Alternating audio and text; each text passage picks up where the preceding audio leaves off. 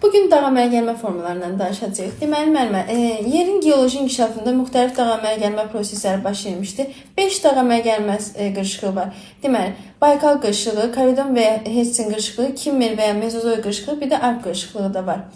Baykal qırışığında əmələ gələn dağlar demək olar ki, heç biri qalmamışdı. Onlar köhnə platformanın, qədim platformanın bünövrəsi olub, hamarlaşaraq düzənliklərə çevrilmişdi. Baykal qırışığı ümumiyyətlə eonlar iki yerə bölünür. Kriptozoy, bir də Fanerozoy eonu. Kriptozoy eonunda Arxe, Protezoy və Paleozoy erasında da Kemri, Ordovika qədərdir. Baykal qırışığı bunları təşkil edir. Baykal qırışıqlığına Şərqi Avropa, Hindistan, Afrika, Şimali Amerika, Cənubi Amerika, ondan sonra Avstraliya, Antarktida, Sibir, bir də Çin Koreya aiddir.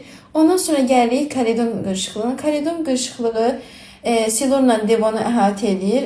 Orada aiddir Tian-Shan, Sayan, Altay dağları, Şimali Appalaç, İskandinaviya, bir də Braziliya yaylası aiddir. Sonra gəlirik Hertsin qırışıqlığına. Hertsin qırışıqlığında da yenə Tian-Shan, Sayan, Altay dağları.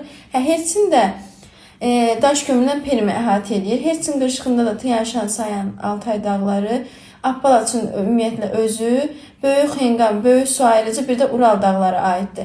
Sonra gəlirik Kimmer və ya Mezozoy qırışığına. Bu da Trias, Yura, Tabaji, Mezozoy erasını əhatə edir. Bunlara aiddir Verski, Çerkoyansk, ondan sonra Skota-Alin, Tibet dağları. Bir də ən axırıncı Alp qırışıqlığı. Alp qırışıqlığı da özü Himalay, Ant, Kordilyer, Alp, Hindukuş, Pamir dağlarını bunları əhatə edir, bir də Atlas dağları. Bunlar da Paleogen, Neogen, Antropogen dövrləridir. Bu qədər.